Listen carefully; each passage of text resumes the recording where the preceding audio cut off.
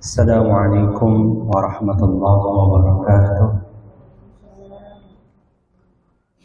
Alhamdulillahi rabbil alamin alladzi alafa baina qulubina asbahna bi ni'matihi ikhwana. Asyhadu an la ilaha illallah wahdahu la syarika lah wa asyhadu anna Muhammadan abduhu wa rasuluh la nabiyya wa la rasula ba'da. Allahumma salli wa sallim wa barik ala nabiyyina Muhammadin wa ala alihi wa sahbihi wa man tabi'ahum bi ihsanin ila yaumiddin. Amma ba'd. Hadirin sekalian yang rahmati Allah Subhanahu wa taala, bersyukur kita atas segala nikmat yang Allah berikan kepada kita. Nikmat apapun itu, nikmat yang kita minta maupun nikmat yang tidak kita minta. Kalau kita mau menghitung-hitung jumlah nikmat yang Allah berikan kepada kita, kalau hitung-hitung lebih banyak nikmat yang kita tidak minta tapi Allah berikan kepada kita.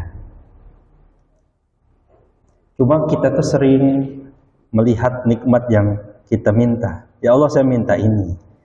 Ya Allah, saya minta ini. Ya Allah, saya minta dibelikan ini. Ya Allah, saya minta dapat ini. Saya minta rumah, minta mobil, minta kendaraan ini dan itu. Lalu fokus melihatnya, kok permintaan saya nggak dikasih. Padahal Allah berikan yang lain banyak sekali. Yang tidak kita minta tapi Allah berikan itu. Mari kita menjadi orang-orang yang bersyukur atas segala nikmat yang Allah berikan kepada kita. Termasuk bersyukur hari ini kita bisa lanjutkan pengajian yang dulu pernah dirintis, ya. Jadi pengajian ini dulu pernah dirintis, kita lanjutkan kembali, ya. Setelah sekian purnama tidak berikan jalan, dan pesertanya mungkin jadi gabungan sekarang ya. Dan saya izin memperkenalkan diri, mungkin tidak banyak yang mengenal saya. Perkenalkan, nama saya Muhammad Nur Khalis Al-Hadi. Mohon maaf, ini beberapa hari lehernya tidak nyaman, jadi batuk dan pilek, jadi ya mungkin suaranya tidak terlalu bisa maksimal hari ini. Nama saya Nur Khalis. Sehari-hari saya bekerja sebagai dosen di Universitas Muhammadiyah Kalimantan Timur. Mungkin ada saudaranya, tetangganya, koleganya yang kuliah di tempat saya. Karena setahu saya banyak anak Tenggarongnya yang kuliah di sana. Entah dia PP, kalau laki-laki biasanya PP, kalau anak-anak perempuan biasanya ngekos di Samarinda. Saya tinggal di perumahan sebelah, di perumahan Korpri Mangga 3, jadi dekat saja dari sini. Mangga 3. Istri sudah berkeluarga, istri orang Jawa. Kalau saya setengah Jawa, setengah Kutai. Anak baru satu. Namanya Ibrahim. Jadi kalau ada nama kunyah, kalau orang Arab itu biasanya ada nama kunyah. Nama kunyah itu nama panggilan. Nabi Muhammad itu punya nama kunyah, nama panggilan namanya Abul Qasim. Abul Qasim. Bapaknya Al-Qasim. Jadi anak Nabi yang pertama namanya Al-Qasim. Jadi disebut dengan Abul Qasim. Saya, nama anak saya Ibrahim, jadi bisa juga dipanggil Abu Ibrahim kalau orang Arab. Tapi kalau di sini kan nggak lazim. Ya, di sini dibilang bapaknya Ibrahim, ibunya ini, kan gitu biasa ya. Kalau orang Arab bilang Abu dan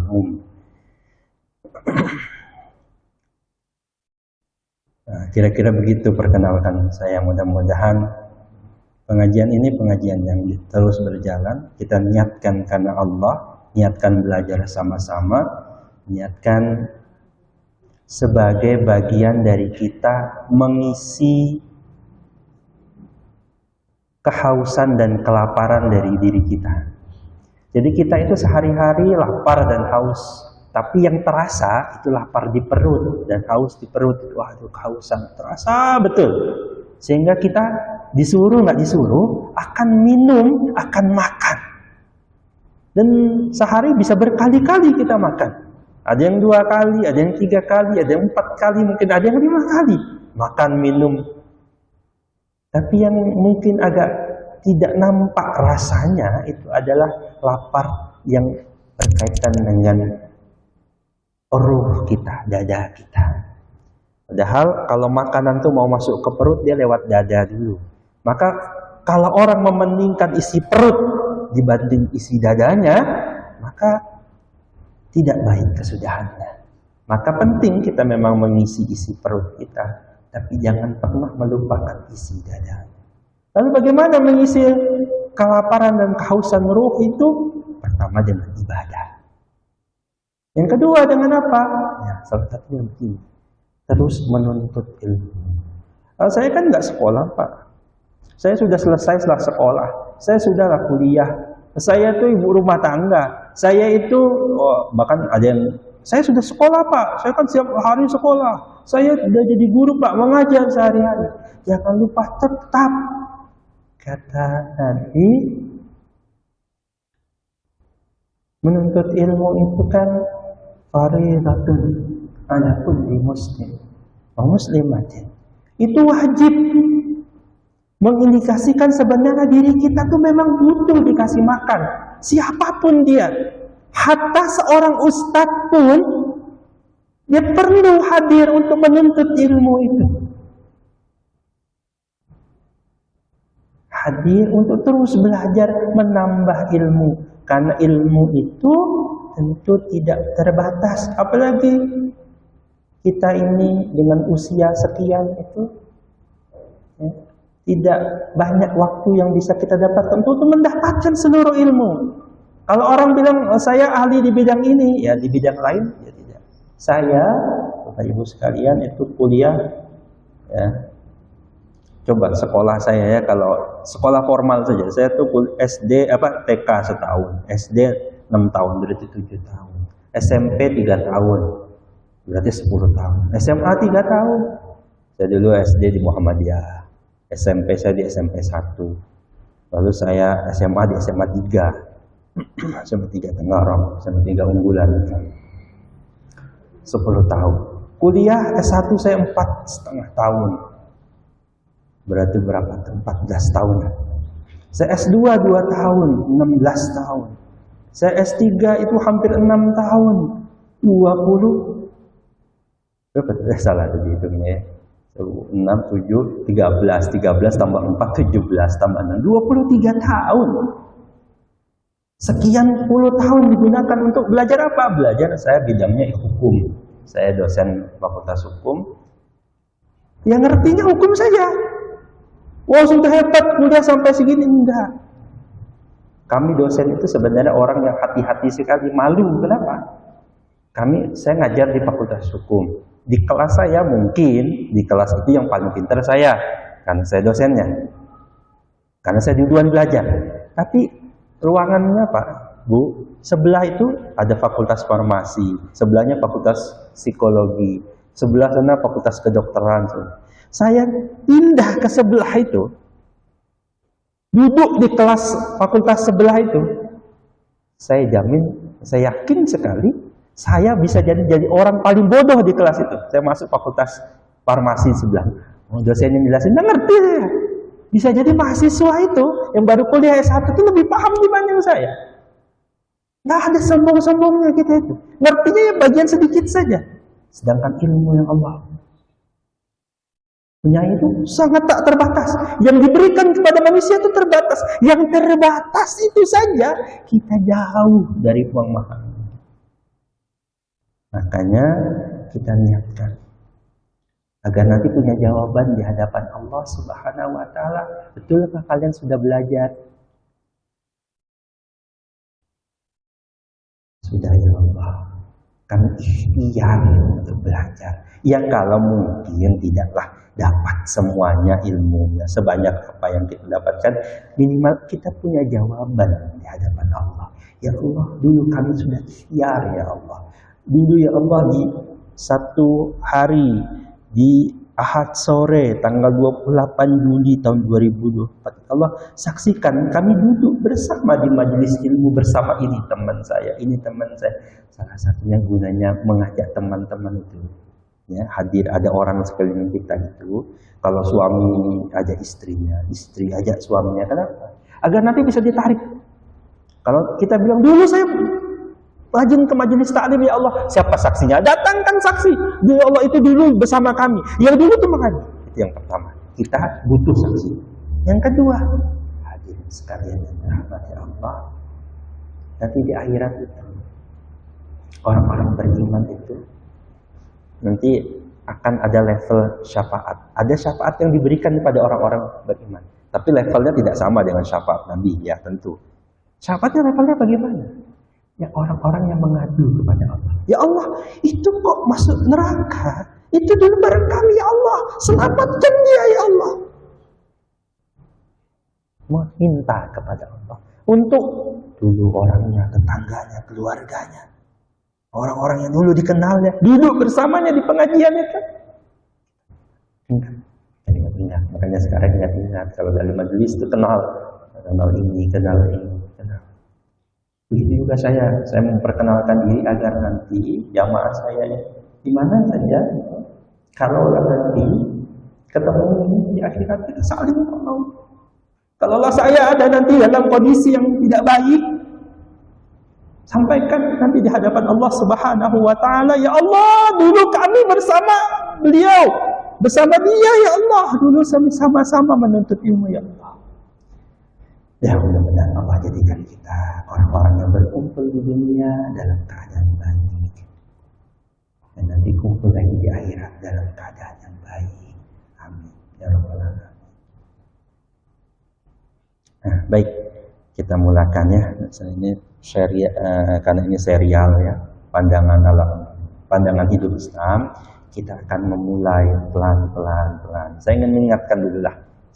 Saya dulu sudah memulai kajian ini dengan berapa pertemuan.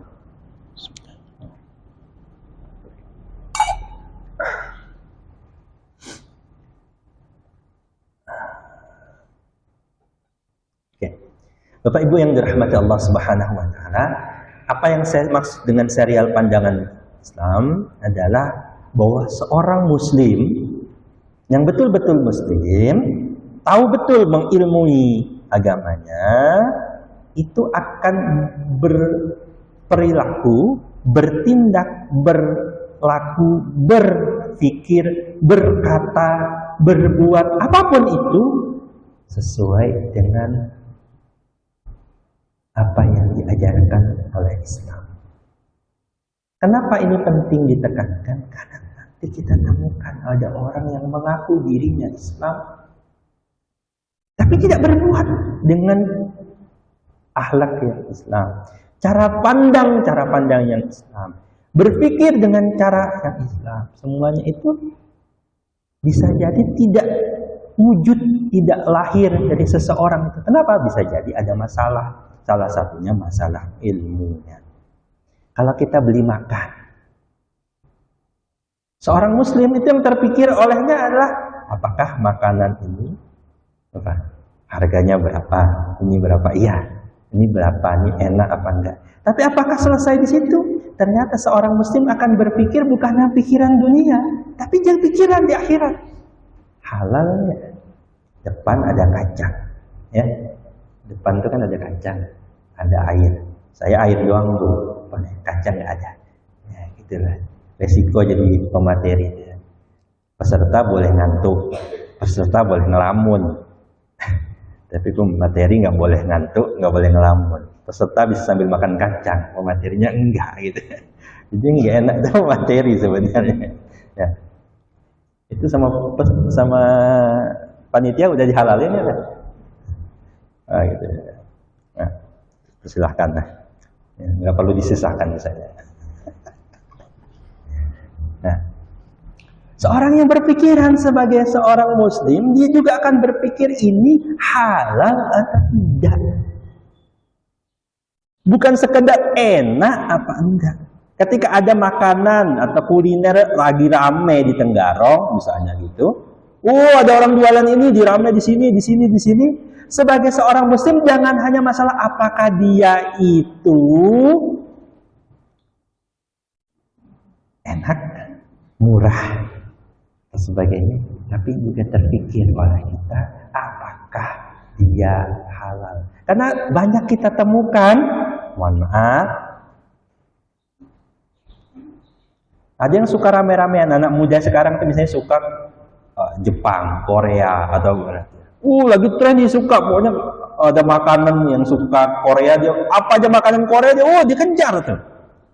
Enak kayaknya itu, kayak artisnya dia, K-popnya itu enak makan itu dalam drama-dramanya itu, drama Korea, drakor itu kayaknya enak tuh dimakan di sana itu. Tapi apakah mereka nanti diuji berlaku sebagai pandangan seorang muslim atau tidak? Bukan hanya karena kelihatannya enak, kelihatannya tuh artisnya suka makan itu dan begitu, tapi apakah halal atau tidak? Kita temukan ada yang asal aja, asik makan begini-begini, tapi tidak memperhatikan kehalalannya. Halal dan haram itu ya, tidak tercap di makanannya itu. Ya mungkin ada sebagian yang sudah mengurus lalu menjamin bahwa itu bahannya ya halal. Tulis misalnya di situ di apa namanya, di kemasannya ada tulisan halal. Cuma kacang rebusnya itu kacang rebus kan? Ada tulisannya nggak halal? Nggak ada. Halal nggak tuh? Hah? Kan kita bisa menjawab ini halal apa enggak itu dengan ilmu. Ini jenis makanan yang diharamkan atau tidak. Misalnya tadi minum air warna bening begini, kira-kira rasanya begini, itu halal apa enggak? Kita tahunya dari mana? Dari ilmu, dari belajar. Dengan ta'lim, dengan belajar ilmu. Ustaz, saya nggak kuliah bidang itu ya Ustaz. Saya nggak kuliah bidang agama. Mau yang kuliah bidang agama atau tidak, tapi dia wajib memastikan apa yang dia makan, apa yang dia minum, apa yang ia kenakan, apa dia konsumsi itu adalah sesuatu yang halal. Belajarnya dari mana? Ya belajar apapun, terserah metodenya. Mau yang kuliah formal silakan, mau yang majelis taklim seperti ini ya silakan juga. Intinya sama. Salah satunya bagaimana kita memastikan kita berlaku hidup itu sebagai seorang muslim. Selesai, karena kacangnya itu kami tahu Ustaz, kacang itu adalah suatu makanan yang tidak dilarang. Selesai di situ? Tidak. Kita juga paham dengan belajar agama, kita paham bahwa ternyata yang halal dan haram itu bukan hanya masalah bendanya halal, barangnya halal. Bu, saya mumpung ingat, teringat langsung saya tadi. Ibu-ibu, ini yang paling sering ibu-ibu, nggak tahu bapak-bapak ya, dari waktu bapak-bapak juga, adik-adik juga. Kalau beli buah, ya, kalau belum dihalalkan tuh jangan nyomot dulu. Ada saya temukan datang, nyicip dulu. Asem nggak jadi beli. Saya tanya, yang dia makan itu sudah dihalalkan apa belum? Jangan asal nyomot dulu, asal makan dulu.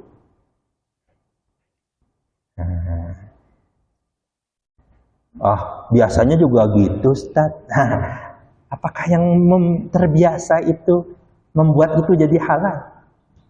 Coba tanya yang jual tuh. Kalau yang jual tuh nggak ridho, haram itu makanan yang kita makan.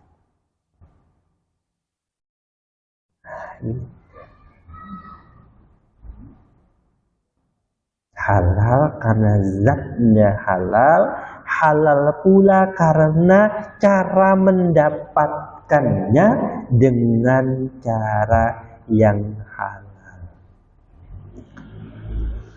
Bu, kalau nawar barang, ya kalau konsep Islam itu kan jual beli itu saling ridho, yang beli ridho, yang jual ridho. ridho. Jangan sampai nawar itu sadis sehingga yang jual juga nggak ridho. Mungkin ibu senang dapat harga yang murah, bisa jadi yang jual tidak ridho. Begitu juga yang jualan, jangan juga menipu. Nah, nanti kita pelan-pelan akan sampai ke sana. Kan kajian akan sangat panjang, pelan-pelan kita juga belajar bagaimana hidup ini di bawah panduan Islam. Untuk tahu itu kita mengenal siapa yang mengatur itu. Gimana kita tahu halal dan haram? Oh, kita mengenal pencipta kita, mengenal Tuhan kita. Lalu mengenal Nabi kita, mengenal agama kita. Pelan-pelan kita kenal. Ustaz, saya sudah belajar dari SD, kayaknya sudah kita belajar hafal. Tapi sampai level apa kita? Pelan-pelan kita gali lebih dalam. Kita dalami lebih dalam. Dulu saya pernah menyampaikan materi tentang syahadat. Ya, terakhir itu saya berhenti di materi tentang syahadat. Setiap hari kita tak kurang sekian kali bersyahadat kepada Allah dan Rasulnya, bersaksi asyhadu an la ilaha illallah wa asyhadu anna Muhammadar Rasulullah. Barangkali kita menyampaikan itu. Gunanya apa? Agar merefresh, memperbaharui, meneguhkan hati kita dengan syahadat kita. Bukan hanya lip sync ngomong saja, tapi juga harapannya masuk ke dalam jiwa. Dengan kita meyakini Allah sebagai satu-satunya yang kita sembah, kita memastikan diri kita betul hanya berilah, hanya Allah semata. Nah, jangan-jangan ada yang mengaku dia beriman kepada Allah, bersyahadat pada Allah, tapi jangan-jangan dalam laku hidupnya kita ada kita terpleset. Ada laku kita percaya dengan ini dan itu, kita percaya begini dan begitu, kita takut dengan ini dan itu, kita menggantungkan diri kita pada sesuatu yang bukan dari Allah Subhanahu wa taala. Kita kenal. Oke. Oleh karena itu saya akan memulai hari ini dengan konsep memaknai apa yang kita sebut asyhadu alla ilaha, tiada Tuhan ilah ya, yang berhak disembah illallah. Kita cek dulu yang kita sebut tiada Tuhan yang berhak disembah selain Allah, itu mengindikasikan bahwa sebenarnya di dunia ini ada yang dipertuhankan manusia selain Allah. Nah, kita cek, apakah kita ini betul-betul sudah mengikhlaskan Allah, mentauhidkan Allah sebagai betul-betul satu-satunya sesembahan. Nah, kita pelan-pelan maklum dari apa itu makna ilah. Ya? Asyhadu, aku saksi. Allah berarti tidak ada. Ilahun, ilaha, kan dari kata ilahun, Tuhan, sesembahan. Ya kayak gimana itu? Nah, apa sih arti ilahun? Yang mengindikasikan bahwa ternyata ada sesuatu yang dipertuhankan. Bisa jadi ada seorang suami mempertuhankan istrinya. Apa cirinya? Dia kerja apa saja halal haram berapa biar istrinya senang. Sungguh itu jangan-jangan sedang mempertuhankan istrinya. Kenapa? Aturan Allah dia langgar demi apa? Demi istrinya. Maka saat itu Tuhannya bukan Allah. Kenapa? Dia mengutamakan istri, anak di atas Allah. Maka saat itu dia sedang tidak bertuhan. Atau minimal mencari Tuhan-Tuhan lain selain Allah Subhanahu wa ta'ala. Dia punya Tuhan lain selain Allah. Kalau kita berobat ke dokter, datang ke dokter, kalau kita percaya yang menyembuhkan itu dokter, hati-hati. Di situ ujiannya. Jangan-jangan tauhid kita mengatakan bahwa satu-satunya yang disembah itu hanya Allah, bergeser. Kenapa? Oh bagus dokter ini, ya dokter yang itu bagus sembuh, ke dokter yang itu nggak sembuh, baru ke dokter yang ini cocok obatnya sembuh. Yang menyembuhkan itu bukan dokternya, bukan obat yang kita. Kalau kita meyakini yang menyembuhkan dokter, obat itu, ya, tukang pijit yang itu, tukang urut yang itu, tabib yang itu, bahkan dukun yang itu, atau ustadz yang itu, bukan Allah, maka jangan-jangan kita sedang menjadikan sesembahan selain Allah. Lalu gimana? Kalau ke dokter berarti nggak boleh ke dokter? Bukan. Dokter atau apapun itu sarana kita untuk mencari kesembuhan. Kesembuhan dari mana? Dari Allah Subhanahu wa Ta'ala. Ibarat minum, di depan sudah ada air nih.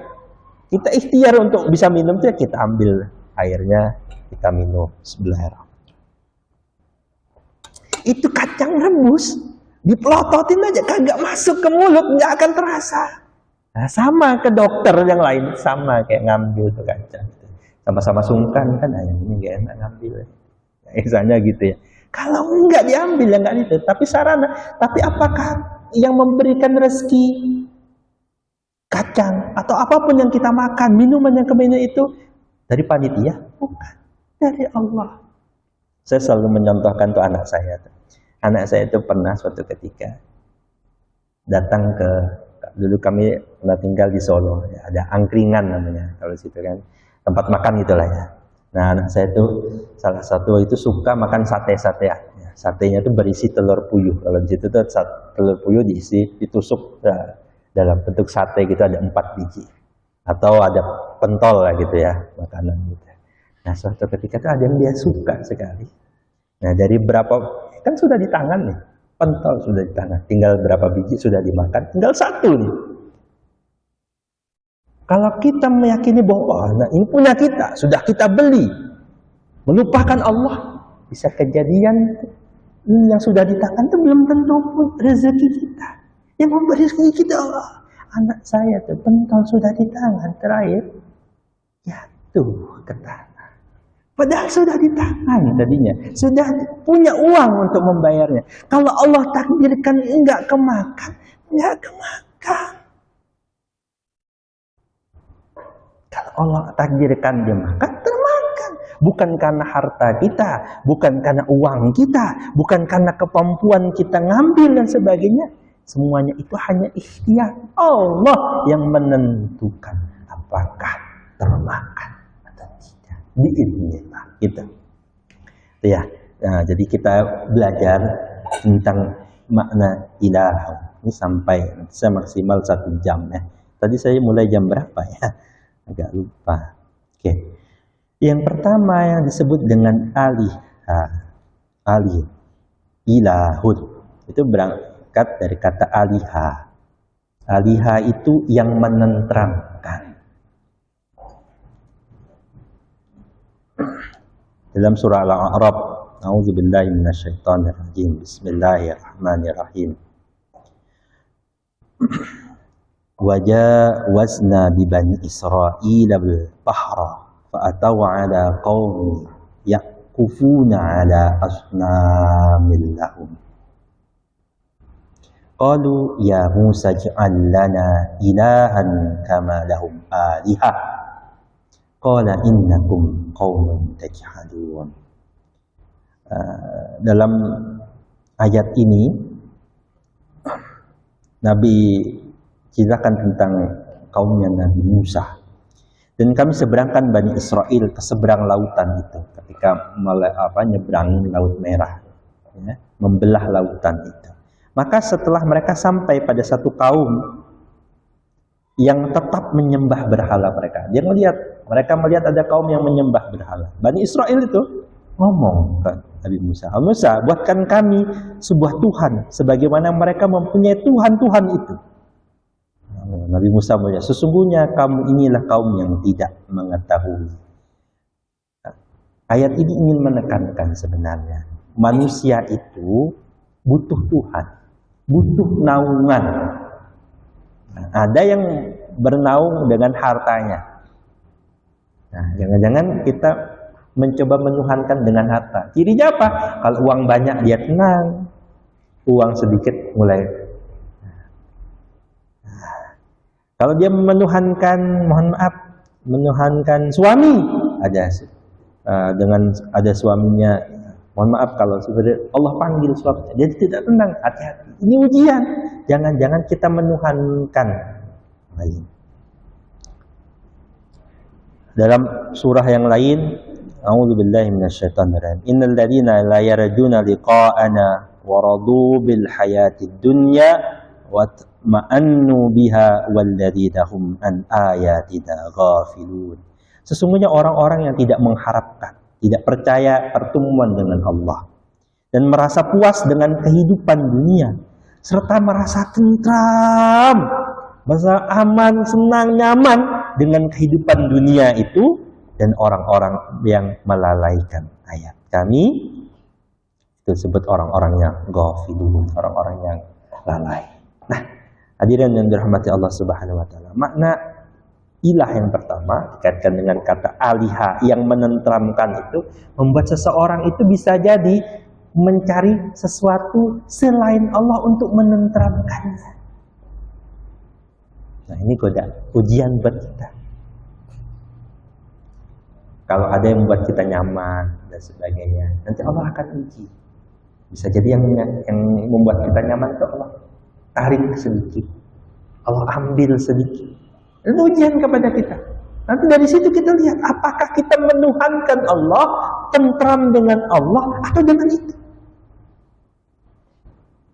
Nanti dalam ayat yang lain kan kita temukan ada orang-orang yang ketika diberi harta, diberi pangkat, diberi jabatan, dia merasa, oh Allah sedang memuliakan. Sedangkan kalau diambil itu, Allah sedang menghinakan. Dia merasa nyaman, merasa tentram hidupnya karena sesuatu selain Allah Subhanahu wa taala. Hadirin yang rahmati Allah, saya ingin mendekatkan karena biasanya kalau orang ngomongin syirik itu yangnya hantu, penunggu jembatan, penunggu apa? Iya, itu juga bagian dari syirik. Tapi jangan-jangan ada syirik-syirik yang lain yang kita nggak rasa. Waktu punya mobil enak, waktu mobilnya lagi nggak ada mulai ngeluh dan sebagainya. Jangan-jangan itu manusia yang menggantungkan kenyamanannya, ketentramannya dengan sesuatu yang sifatnya dunia. Yang kedua, mana alihah itu dia merasa terlindungi. Lalu ia rindu pada sesuatu itu. Ingin betul.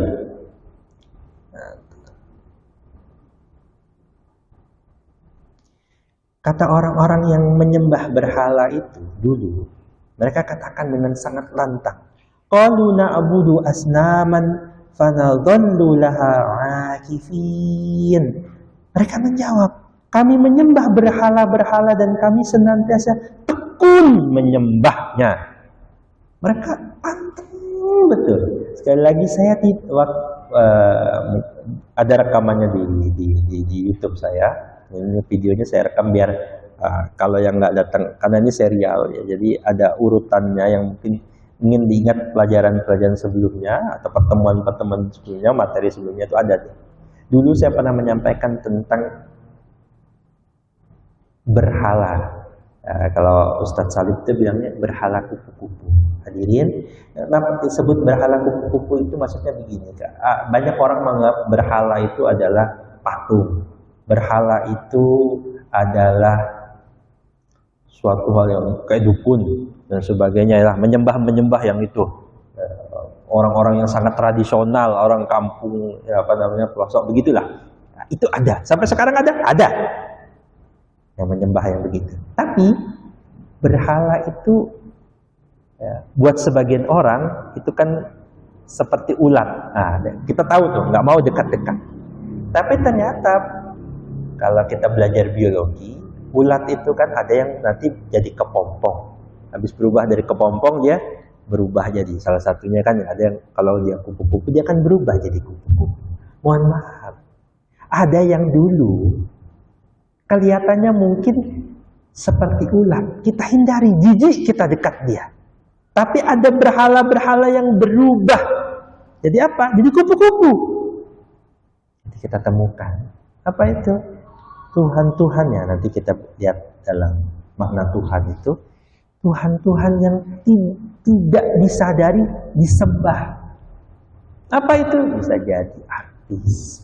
Bisa jadi drama Korea, bisa jadi. Saya bilang kali lagi, bukan berarti tidak boleh nonton, boleh-boleh saja. Tapi ingat, jangan dipertuhankan. Lalu ada di zaman Nabi seorang yang dulunya Kristen, lalu masuk Islam.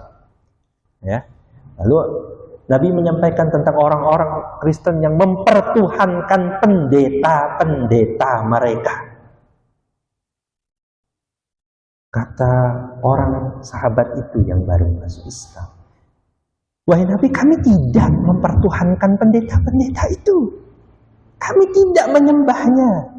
Kata Nabi, bukankah kalian mengikuti apa yang dia halalkan, apa yang dia haramkan? Maksudnya mengikuti gaya hidup, perintah, arahan, petunjuk, cara berperilaku, cara mode, cara gaya para pendeta-pendeta itu. Kata sahabat itu, kalau itu betul ya Nabi, wahai Nabi, betul kalau itu. Kami tidak menyembah mereka, kami tidak sujud tunduk di hadapan mereka, tidak. Tapi kami ikuti memang apa kata-kata mereka. Kata Nabi, itulah cukup bagian dari kalian menjadikan pendeta-pendeta, rahib-rahib itu sebagai Tuhan-Tuhan kalian. Nah, jangan-jangan termasuk ini. Seperti yang dikatakan dalam Al-Baqarah ayat 165. Kalau yang baca Quran boleh dibaca. A'udzubillahi minasyaitonir rajim. Wa minan nasi man yattakhidhu min dunillahi andadan yuhibbunahum ka hubbillah walladzina amanu ashaddu hubban lillah. Ila ayat. Dan di antara manusia ada yang menyembah tandingan-tandingan selain Allah. Jadi mencari Tuhan-Tuhan selain Allah. Bisa jadi ia juga bertuhan, mengaku dia bersyahadat pada Allah. Tapi ada Tuhan-Tuhan lain. Mereka mencintainya sebagaimana mereka mencintai Allah. Mereka lebih memilih berpakaian seperti artis idolanya dibanding dengan syariat Allah. Kenapa kamu nggak mau pakai jilbab, nggak mau begini, nggak modern, nggak sesuai mode, dan sebagainya. Itu jadi orang-orang yang mencintai sesembahan Allah sebagaimana mencintai Allah. Nauzubillah min dzalik. Bisa jadi macam-macam dalam bentuk apapun itu, entah apapun dia. Ya itu. Jadi makna pertama dari Tuhan itu dari kata aliha, yang menenteramkan, yang dengannya kita tentram, dengannya kita merasa dilindungi, dengannya kita merasa rindu, ingin terus mendekat. Dengan aliha juga uni alihi, kita cenderung kepadanya.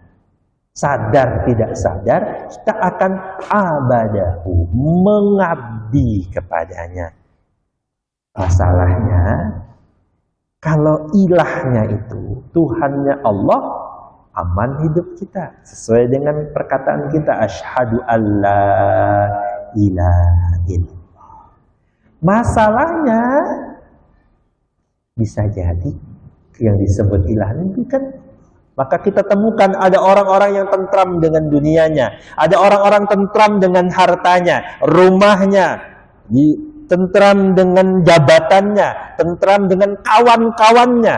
Mohon maaf, ada orang-orang yang, kenapa kamu begitu ya, nggak enak sama kawan-kawan. Mohon maaf. Nih, kalau punya anak, yang punya itu bisanya salah pilih kawan. Bisa jadi karena perilakunya itu. Mohon maaf kalau zaman sekarang ini saya dosen hukum ya. Agak miris kalau melihat data, kalau saya biasa kerjasama dengan BNN, Badan Narkotika Nasional itu, melihat data narkoba. Ya, sedikit di bawah narkoba tuh minuman keras. Datanya tinggi. Mohon maaf Bapak. Hati-hati kalau kita punya keluarga, punya teman, diri kita sendiri juga. Punya mayoritas 90% orang nyoba narkoba, minum-minum keras, judi online kalau sekarang itu judi dan sebagainya itu bermula dari memilih kumpulan teman yang salah. Sehingga dia merasa tentram bersamanya, nyaman nongkrong bareng teman-temannya itu, ya kan? Rindu pengen kumpul aja tuh, kalau lama nggak ngumpul tuh pengen segera itu, lalu dia cenderung dengannya. Nah, jangan-jangan kumpulan tongkrongan itu sudah bagian dari alihah yang menentramkan dirinya, yang bisa jadi disetarakan secara tidak sadar dengan Tuhan. Apa cirinya? Tuhan melarang mabok, ya mabok. Tuhan melarang narkoba, dia melarang. Tuhan melarang berzina, dia berzina. Kenapa itu dilakukan? Nah, ada Tuhan lain yang sadar tidak sadar dia ikuti, dia sembah. Sehingga ketika orang itu mengabdi kepadanya, dia mencintainya, sangat tunduk padanya, patuh. Kalau kita sandingkan ini kepada Allah, selamat hidup kita. Kita tunduk, patuh, kita cinta, kita tentram dengan Allah. Tentram kalau Allah kita beribadah membuat kita tentram. Ala bidzikrillah tatma'innul qulub. Hanya dengan mengingat Allah, hati jadi tentram. Kita merasa dilindungi, kita selalu berzikir la haula wala quwwata illa billah. Kalau ada masalah besar, kita yakin bahwa Allah yang lebih besar. Allahu Akbar, Allah Maha Besar. Masalah itu kecil di hadapan Allah. Mungkin masalah itu di hadapan kita besar, tapi kita punya Allah Al-Azim, Allahu Akbar. Allah yang membuat apa-apa yang semua itu jadi kecil di hadapan Allah. Kalau kita punya masalah sebanyak apapun, punya hutang sebesar apapun, punya problematika hidup, anak yang susah diatur, suami yang enggak keluarga yang tidak nyaman, suami yang begini, istri yang begini, yakini kalau kita berlindung kepada manusia bisa jadi itu tidak selesai. Tapi kalau kita berlindung kepada Allah, Allah itu satu-satunya tempat kita bergantung, yang lain kecil di hadapan Allah Subhanahu wa Ta'ala. Saya berhenti sampai di sini agar apa? Agar nanti dua pekanan lagi kita akan ketemu lagi. Kita lihat tentang bagaimana kalau kita mempertuhankan Allah Al-Ilah sebagai Allah yang kita sembah. Wallahu a'lam bishawab. Mungkin ada pertanyaan. Saya akhiri. Assalamualaikum warahmatullahi wabarakatuh.